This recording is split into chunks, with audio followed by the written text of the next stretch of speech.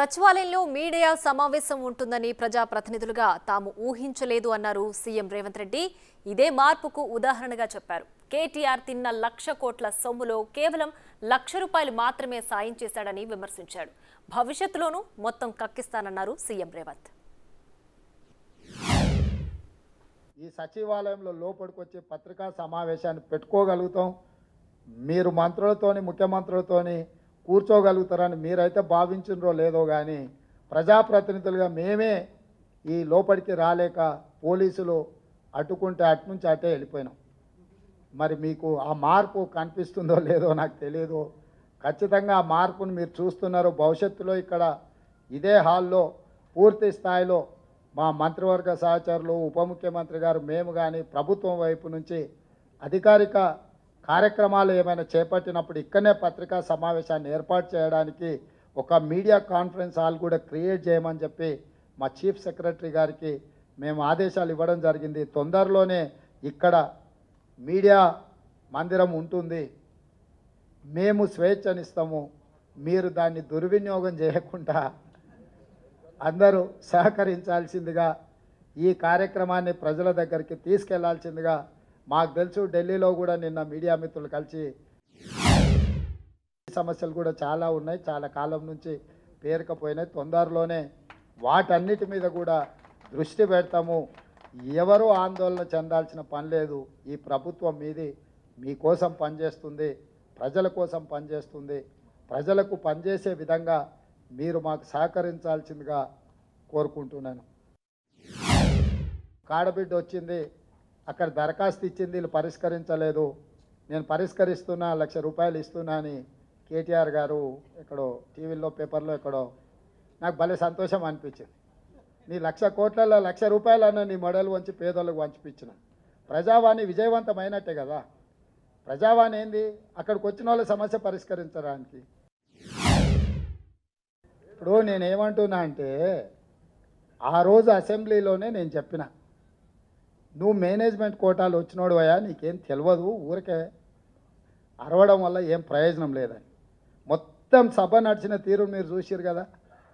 బాబా బామర్దుల తాపత్రయం తప్ప ఒక్క సభ్యుడన్నా లేచి వీళ్ళు మాట్లాడుతున్న దాన్ని సమర్థించినరా? శాసనసభలో జరిగిన చర్చలన్నీ తీసుకోరు. వాళ్ళిద్దరే ఆరాటపడుతున్నారు, వాళ్ళిద్దరే పోరాటం చేయాలని చూస్తున్నారు. మిగతా ఎవ్వరు వాళ్ళతో కలిసి రాలే. అక్కడ అన్ని గంటలు వాళ్ళకి అవకాశం ఇచ్చినాం చర్చించడానికి. వాళ్ళు ఎంతసేపు అడిగితే అంతసేపు మైక్ ఇచ్చినాం. మా అందరికీ ఎంత తీసుకున్నాం అంతకంటే ఎక్కువ వాళ్ళకి అవకాశం ఇచ్చినాం. సో అక్కడ చెప్పలేంది ఇంటి దగ్గర పోయి ఆయన మాట్లాడుతుండు. వెనకడికి ఎవరో ఇద్దరు దంచుతున్నారట. ఇక ఆ దంచుడు ఎట్లుందని అంటే, రోళ్ళకి వెళ్ళి నిప్పులు ఇట్లా ఎగురుతున్నాయి. ఇక ఆ దంచడం చూసి అందరు అబ్బా ఏం దంచుతురు అని అందరు చప్పట్లు కొడుతూనే ఉన్నారు భజన పార్లు అందరు. ఓ అరగంట అయినాకో పెద్దవాడు మిసలావిడ అట్లకెళ్ళి పోత చూసి, అరే ఆ రోల్లో జొన్నలు లేవు, సజ్జలు లేవు, ఎందుకు ఎగిరెగిరి దంచుతురు, ఎంత దంచినా అలచిపోడు తప్ప దాంతో వచ్చేది ఏం లేదని చెప్పినాడు. అసెంబ్లీలో కూడా హరీష్ కేటీఆర్ దంచుడు అట్లా ఉన్నది. ఆడ విషయం లేదు, ఎగిరెగిరి దంచినా ఎగరకుంట దంచినా ఆడున్నది అంతా గంతే. మేము ఉన్న వాస్తవాలు అక్కడ బయట పెట్టినాం.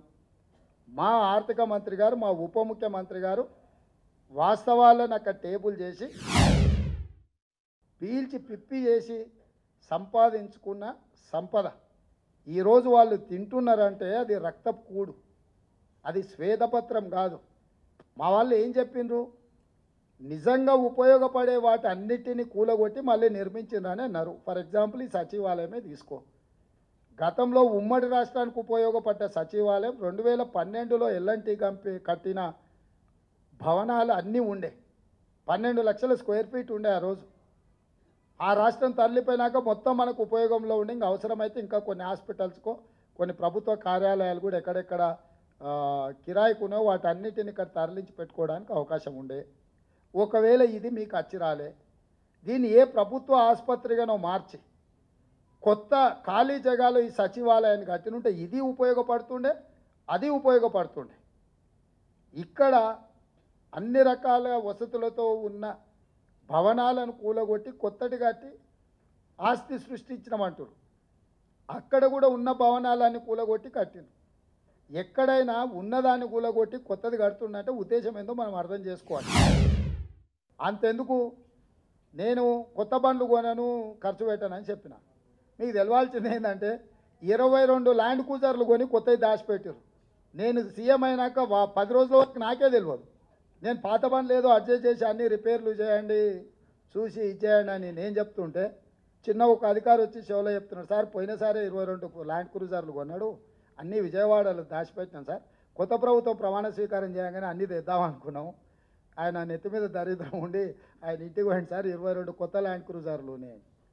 అసలు ఇన్ని వందల వేల వాహనాలు ఉన్నప్పుడు ఒక్కొక్క బండికి దాదాపుగా 3 కోట్ల రూపాయలు అవుతుంది. మరి బుల్లెట్ ప్రూఫ్ చేసిన తర్వాత ఇంకా కొంచెం ఎక్స్ట్రా అవుతుంది. 22 కొత్త ల్యాండ్ క్రూజర్లు పెట్టకుండా కొని దాచిపెట్టిన కేసీఆర్.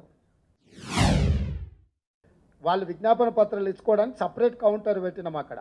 ఆ కౌంటర్లో మీరు ఏమి ఇచ్చినా తీసుకుంటే, ఇప్పుడు ప్రజావాణిలో ఎట్లయితే తీసుకుంటున్నామో గ్రామ సభలలో రేషన్ కార్డు లేని వాళ్ళు కావచ్చు, ఇతరత్ర సమస్యలు ఉన్నవాళ్ళు కావచ్చు, లేకపోతే వాళ్ళ భూమి విషయంలో వారసత్వంగా ఒకవేళ బదిలీ కానీ సమస్యలు ఉండొచ్చు, ఏం సమస్యలు ఇచ్చినా కూడా అక్కడ దరఖాస్తు తీసుకుంటాము. ఇప్పుడు నీకేం సమస్య ఉన్నదో నేను కొన్నిసార్లు గుర్తించాను, రాసిస్తే ఆ సమస్యను సంబంధిత అధికారులు విచారణ చేస్తారు, వాటి ద్వారా పరిష్కారం మీ దృష్టికి తీసుకురావాల్సిన అవసరం ఉంది. నిరుద్యోగ యువకులకు చెప్పాల్సిన అవసరం ఉంది. పరీక్షలు నిర్వహించడం కానీ, పరీక్షా ఫలితాలను ప్రకటించడం కానీ, ఉద్యోగ నియామక పత్రాలు ఇవ్వాలంటే తెలంగాణ పబ్లిక్ సర్వీస్ కమిషన్కు చైర్మన్ ఉండాలి.